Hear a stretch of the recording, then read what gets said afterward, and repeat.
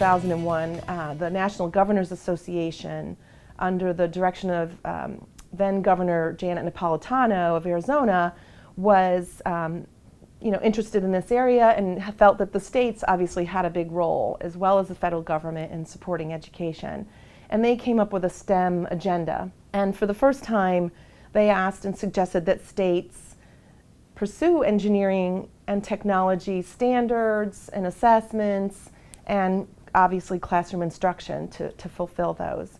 So that was really, I think, a benchmark for policymakers to say, engineering and technology should be part of the classroom, and that the states were going to support that. And after that, and they got some private and some other funding, a number of states started formulating STEM councils. And that really brought together sort of interested stakeholders at the state level to pursue and gather their collective resources to bring more STEM-focused activities and curricula to classrooms. Some people will want to spend more money to support STEM education. Some feel that, we don't have enough to solve this problem at the federal level.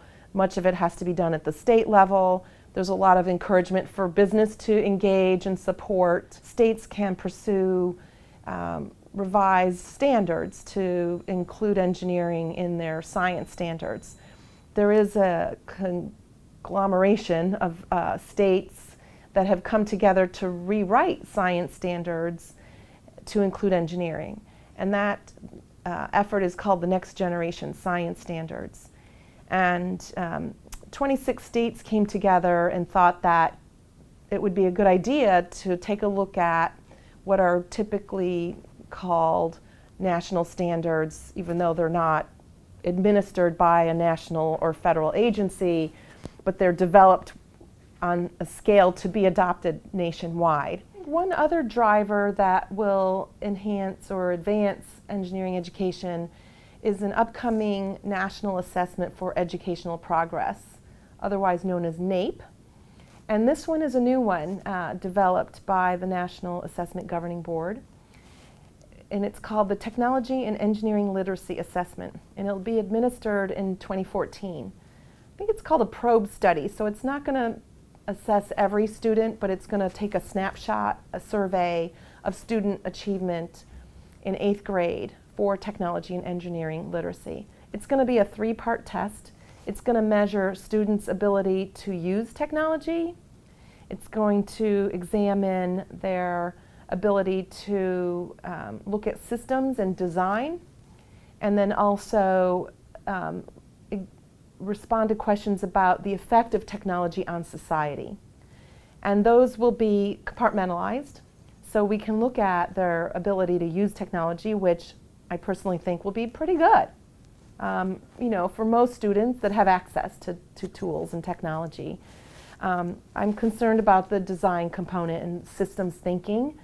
That's really where the engineering design process comes in. I'm hoping Massachusetts does well, because we've been at it for about a decade or more.